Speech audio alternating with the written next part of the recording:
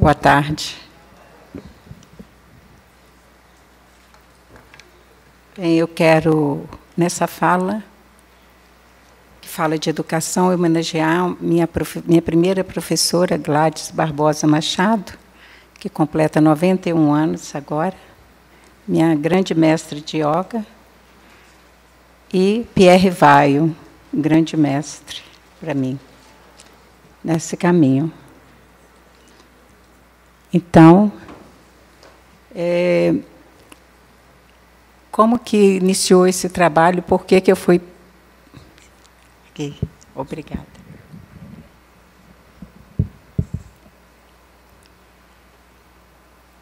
Quando eu era pré-adolescente, eu pertencia a um grupo de igreja e era orientado que a gente fizesse caridade.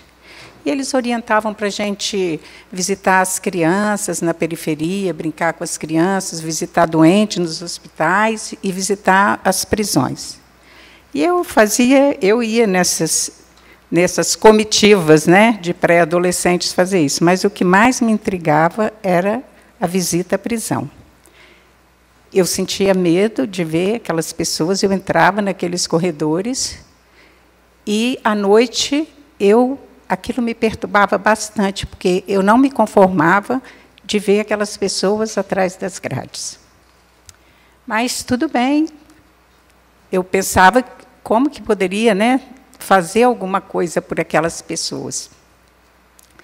E eu morava numa cidade do interior, lá no norte do Espírito Santo. Aí deu a época de fazer faculdade, então tinha que buscar a capital. Fui para a capital fazer faculdade, e eu queria ser diretora de empresa, e fui. Só que chegou um determinado momento que aquilo já não me satisfazia mais. Algo me chamava, eu precisava buscar algo diferente. Então, comecei novos estudos, pós-formações, e nessas pós-formações e novos saberes, eu encontrei a Unipaz. E comecei a fazer as formações da Unipaz. E um dia, num seminário do Pierre Vaio, ele fala de um trabalho que o Roberto Crema e os aprendizes da Unipaz e psicólogos faziam dentro da Papuda, em Brasília. E aquilo foi como assim, se tivesse acendido uma chama dentro de mim. Eu já fazia, que eu já era facilitadora do seminário, a arte de viver em paz, e já fazia um trabalho voluntário, como a própria Unipaz orienta também. Então, eu tive certeza, naquele instante, que o rumo do meu trabalho ia mudar. E foi isso, então, que eu fiz. Eu comecei a ver a possibilidade de fazer um trabalho na penitenciária. E busquei a penitenciária feminina, que, nessa época, era apenas uma parte de um local que também tinha homens. Mas, logo depois, foi transferido para um novo prédio. Então, quando eu disse que ia fazer um trabalho no presídio feminino, muitas pessoas falaram muitas coisas comigo. E eu fiquei meio chocada, assim, né? Mas, mesmo assim, eu não dei ouvidos àquilo. Então, comecei a preparar para ir dar esse seminário lá dentro. Quando eu fui falar com o Pierre, achando que eu fosse levar uma grande bronca de estar fazendo aquilo, ele ficou maravilhado. Ele gostou muito da ideia. Então, eu fui sozinha, não quis levar nenhuma companhia, porque, se acontecesse algo daquilo que tinham falado comigo, eu estaria sozinha, não seria responsável por nada, né, por ninguém. E lá fui eu. Então,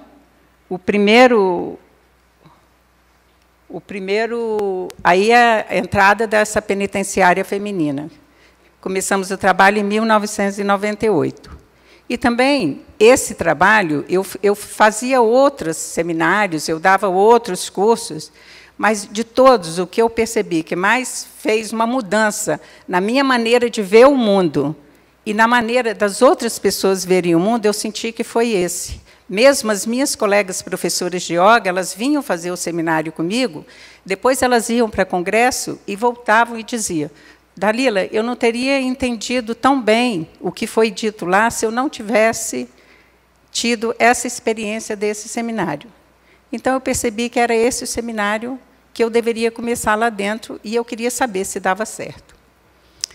Então, começamos. É um seminário de 12 horas de duração.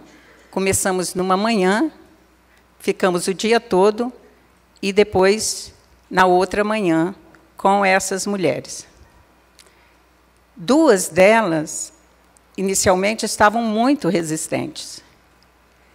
E eu perguntei para a assistente social por que ela tinha colocado pessoas que não estavam a fim de fazer, que eu pedi que colocasse só quem estivesse a fim de fazer. Aí ela falou assim, não, mas elas têm um relacionamento péssimo aqui dentro da prisão, então eu queria que elas fizessem esse seminário com você. Bem, então, durante a primeira manhã, foi muito complicado, assim, porque elas estavam muito emburradas e mal-humoradas. Mas depois elas foram se soltando e foi uma transformação maior ainda que a das outras. Então, do que trata esse seminário? Esse seminário, ele traz para a gente a roda da destruição. Primeiro, a gente faz um trabalho perguntando, se todos nós queremos paz, se você perguntar em qualquer lugar, pessoas de qualquer tradição, de qualquer raça, se quer paz, todo mundo quer paz. Porque uma coisa que todos nós queremos, estamos aqui reunidos, né, em prol de um mundo melhor e de paz.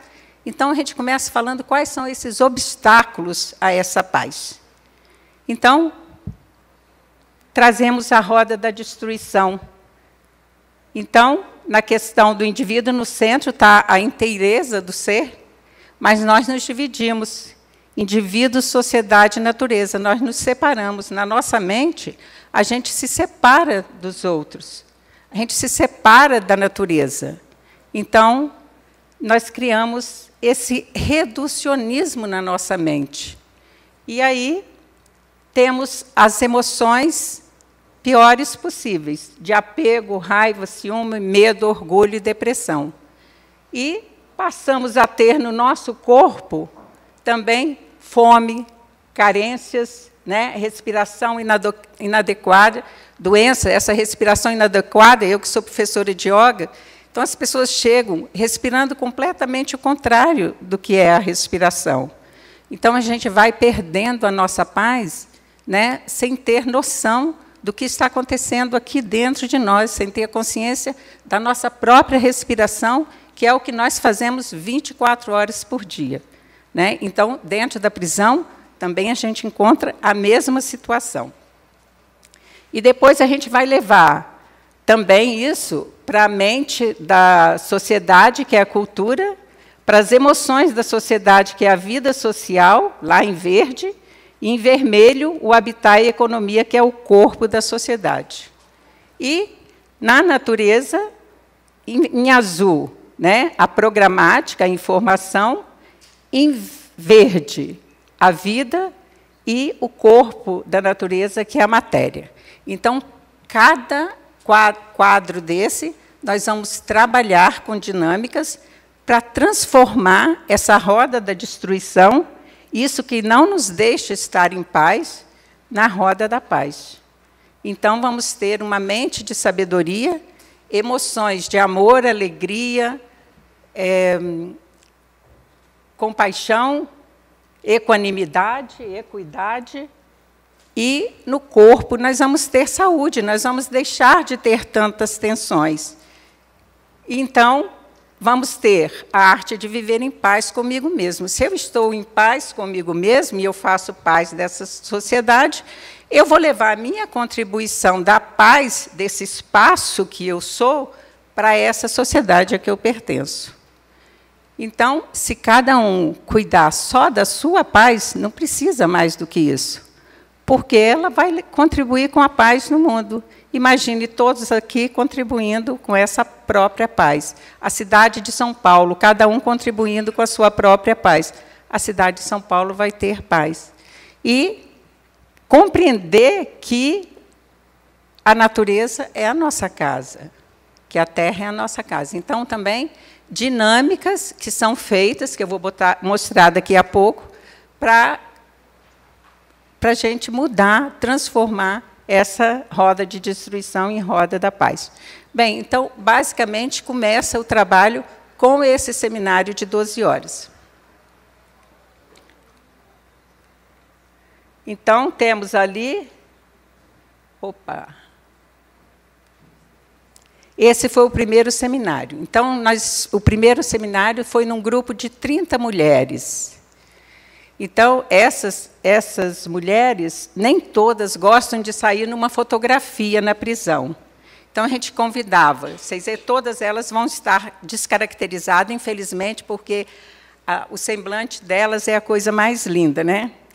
Mas nós desfocamos todas. Então, reparem aí que apenas essas quiseram ser fotografadas.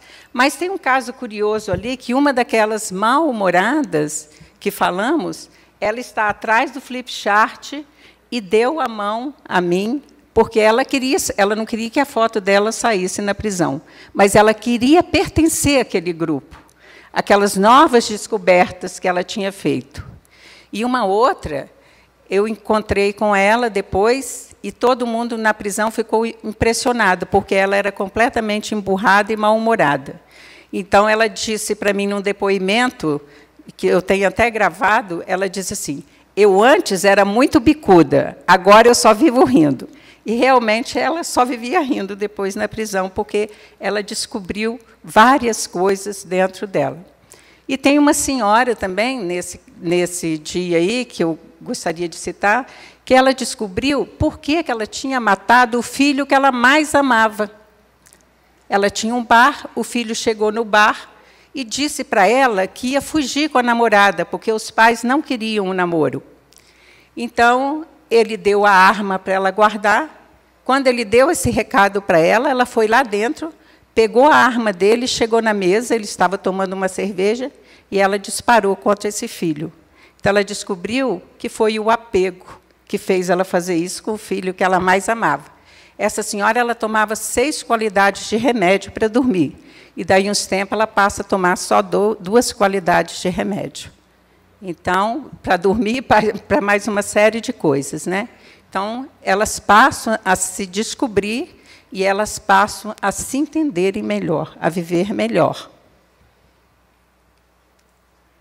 Então, aí, em todas as outras vivências que a gente fazia, a gente sempre tinha relaxamento, que é a paz no corpo, né? Na ecologia interior, a paz no corpo, a paz no coração, para trabalhar as emoções, a paz na mente e a paz no espírito. Então, o relaxamento e a meditação, em todas as vezes que a gente ia, seja qual fosse a vivência, a gente aplicava. Então, tem aí um momento de relaxamento. Esse era um espaço que era dedicado à costura, que elas faziam acabamento de costura para uma fábrica, e aí elas estão meditando, desculpe, meditando. Ok. Então, relaxamento e meditação todas as vezes. Paz na mente aí, né?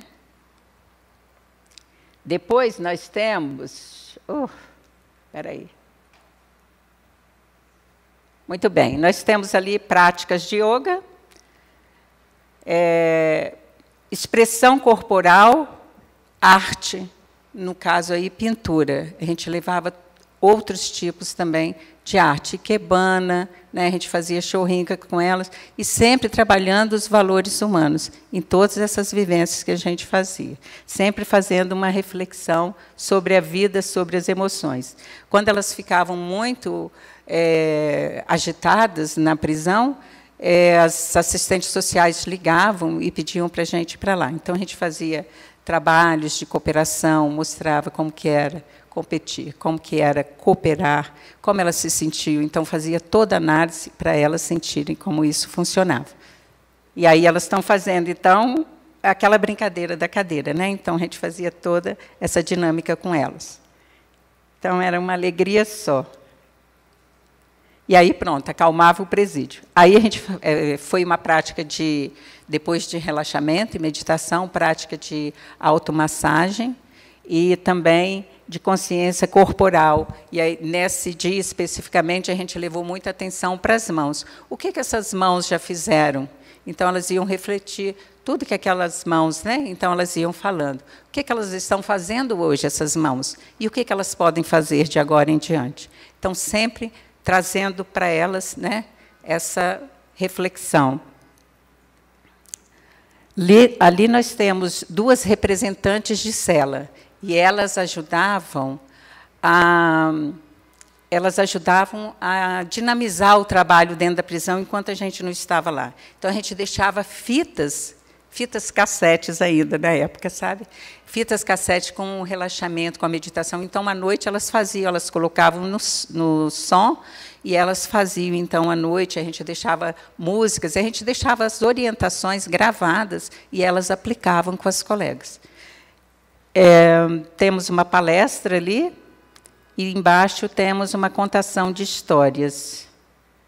Essa senhora que está de costas é dona de um jornal lá, também foi nos acompanhar nesse dia, porque ela era muito curiosa. Ela sempre dava as notícias e quis ir lá conhecer. Ui, eu acho que eu fiz errado. Está certo. Aí, depois da experiência desse dia, a gente teve uma sessão de cinema. Nesse dia, especificamente, foi o Buraco Branco no Tempo, baseado no livro do Peter Russell. E tem, no fundo, lá, a gente pode ver que a mídia estava registrando também esse dia. Eles sempre estavam lá com a gente. Aí é uma oficina de origami, que trabalha, né, além das articulações das mãos, também a gente ia trazendo toda essa questão dos valores. Aí os recados da prisão. A única diferença que eu percebi dos seminários que eu dava em empresas, em escolas, para dentro da prisão, é que, quando a gente pedia para dizer uma palavra, a palavra que mais aparecia era liberdade, dentro da prisão. As demais palavras não tinha diferença de qualquer lugar que a gente já deu o seminário.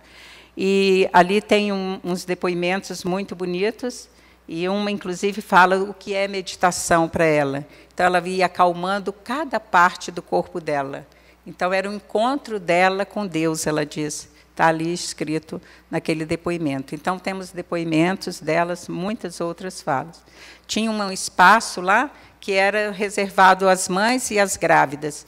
Então, a gente também atuava nesse espaço. Aí nós temos, no plano pequeno, né, na figura pequena, uma mãe meditando, e depois, então, ela amamenta o seu bebê. A gente trazia para elas também... Desculpe.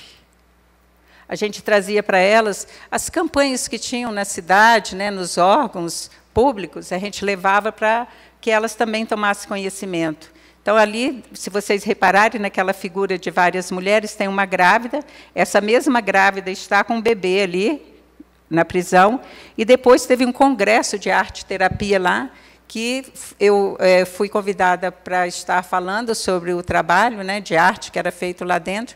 Então, eu convidei e fiz os trâmites lá precisos, né, para que essa mesma mãe que estava lá, ela participava bastante, para ela dizer como ela se sentia. Claro que ela tomou conta do congresso, né? Então, todo mundo queria saber dela.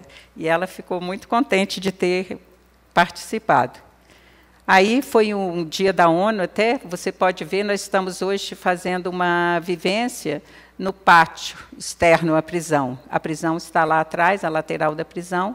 Então, nós estamos fazendo canto e, mais uma vez, né, os valores. Conflitos, a gente trabalhava também a questão dos conflitos e a questão da convivência, a paz social, o respeito ao outro. A gente levava isso para congressos e eventos, então ali nós temos Paz no Planeta, e a gente não só levava o trabalho para o congresso, mas a gente trazia o congresso para dentro da prisão também, então fazia a síntese para eles. O de cá é o PNUD que escolheu esse trabalho no primeiro Festival Mundial da Paz e no congresso da Unipaz, que foi em Santa Catarina. A gente pediu à Secretaria de Justiça que formulasse, que fizesse um certificado para aquelas que participassem, porque a gente ia fazendo vários grupos, né? que reduzisse a penas delas, as que participassem. Então, depois de um determinado tempo, a secretaria nos ouviu e fez realmente o certificado. Então, nós temos ali, em cima do certificado, 2 momentos de entrega de certificado para essas mulheres.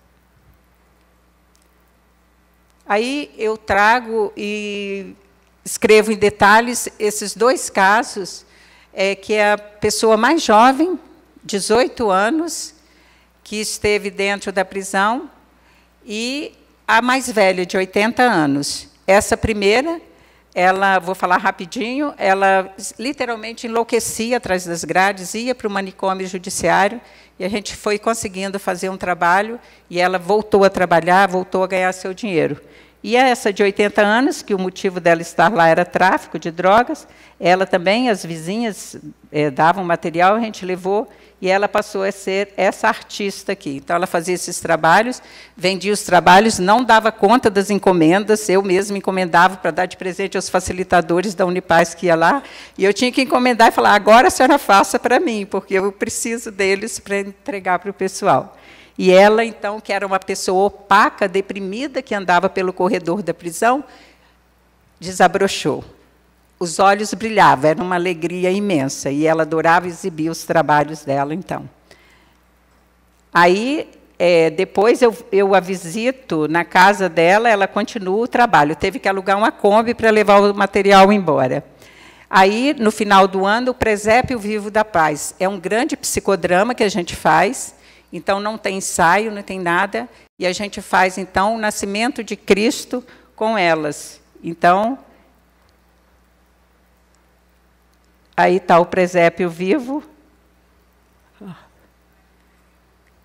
Nesse dia era um bebê delas que estava sendo o menino Jesus. Então, no final, todas cantam Noite Feliz. Vocês não têm noção a paz que fica lá. A gente costumava fazer final de novembro, porque então passava o dezembro todo naquele clima. Quanto antes a gente marca. Esse ano está marcado para 26 de dezembro, de novembro.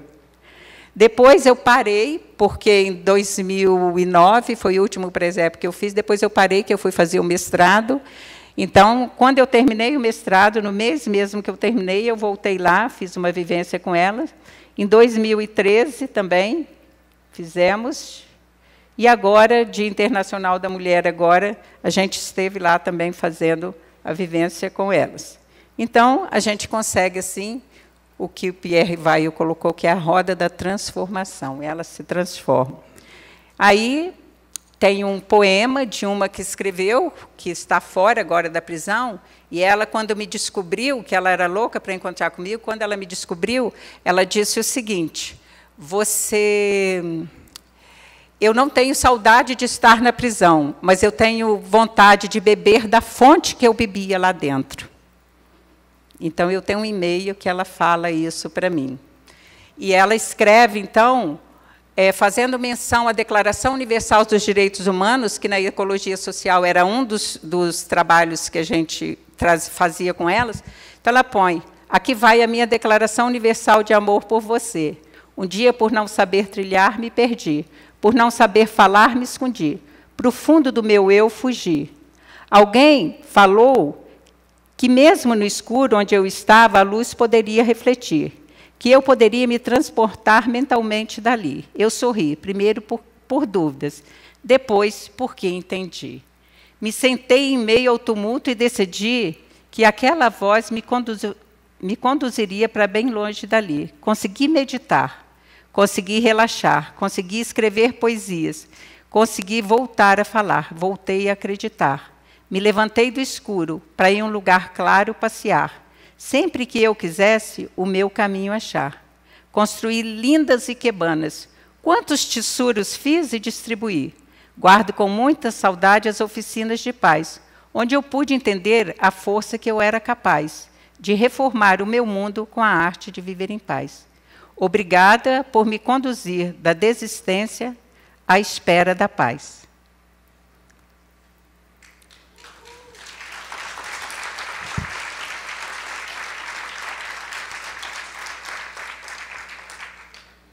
Também esse trabalho a gente levou para a UNES, que é a Unidade de Integração Social, para os homens, na prisão em Nova Venécia, no norte do Espírito Santo, 40 homens fizeram, estão ali relaxando e meditando.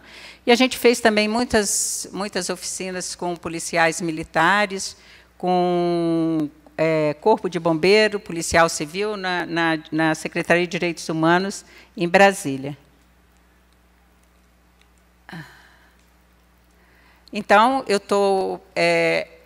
meu tema de dissertação de mestrado foi para registrar esse trabalho, então eu estou contando essa história aí, transformando nesse livro que vai chamar Liberdade Atrás das Grades. E aí eu quero dizer para vocês o seguinte: o que eu mais descobri dentro da prisão foram as minhas próprias prisões. As prisões dos meus preconceitos, das minhas limitações e de tantos eus e de tanto egoísmo, né, que a gente vai tendo dentro de gente. Então, eu gostaria que vocês dividissem em grupos de 6 pessoas, 1 minuto para cada uma, que coloque presidente e relator. 6 minutos eu tenho? 5. 5 minutos, grupos de 5, 5 minutos. 1 minuto para cada um para dizer qual é a minha prisão. Porque a pessoa que eu descobri mais presa do mundo não está dentro da prisão. Era uma pessoa que fazia viagem e levava pessoas para viajar no mundo todo. Ela tinha uma agência de viagem. Para mim, a pessoa mais presa que eu já conheci foi essa pessoa. Então, não se engane, porque os mais presos não estão atrás das grades. Qual é a sua prisão? Qual é a minha própria prisão? Grupos de 5, 1 minuto para cada um para refletir sobre isso.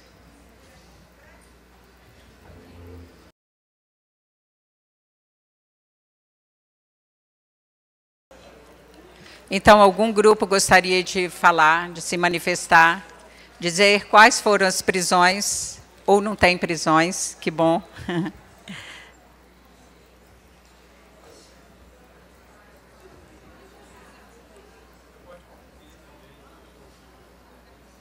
Ok. Alguém gostaria de se pronunciar?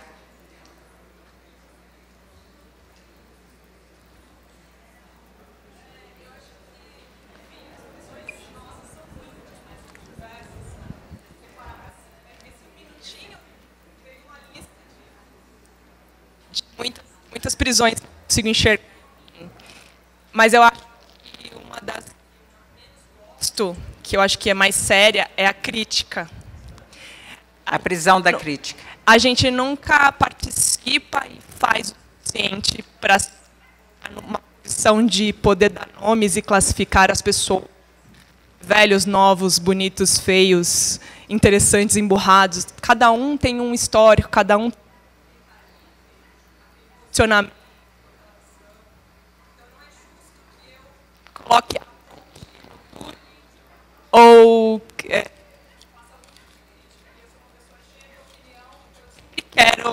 sempre tenho, se alguém. Então, eu vou dar uma falada aqui, porque ela falou que a maior prisão que ela achou, que tinha uma lista, mas que a pior prisão para ela é a crítica. Então, se a gente for olhar, nós temos muitas prisões. Tem muita coisa nos aprisionando. Então, eu quero dizer que essas pessoas que estão lá atrás, tem muitas livres lá atrás da prisão. Essa moça que fez isso aí mesmo, ela dizia que quando entrava o batalhão de choque, a tropa de choque entrava, que era uma coisa horrível. E ela não tinha família lá dentro. Então, quando ela sabia que a tropa ia entrar, ela ia para o canto, sentava em meditação e meditava até a tropa ir embora. Então, foi o que fez com que ela suportasse ficar atrás da prisão e não enlouquecer atrás das grades, porque é uma loucura ficar lá, realmente. Então, muitas pensavam em suicídio, e eu tenho esses depoimentos, né, que é gravados, e elas pararam de pensar em suicídio. Então, muitas choravam muito por saudade dos seus filhos em casa, e aí, então, elas tinham um certo conforto de parar de chorar. Então, tinha as maiores atrocidades que foram sendo acalentadas quando elas começaram a se entender melhor e perceber suas emoções e fazer as suas práticas.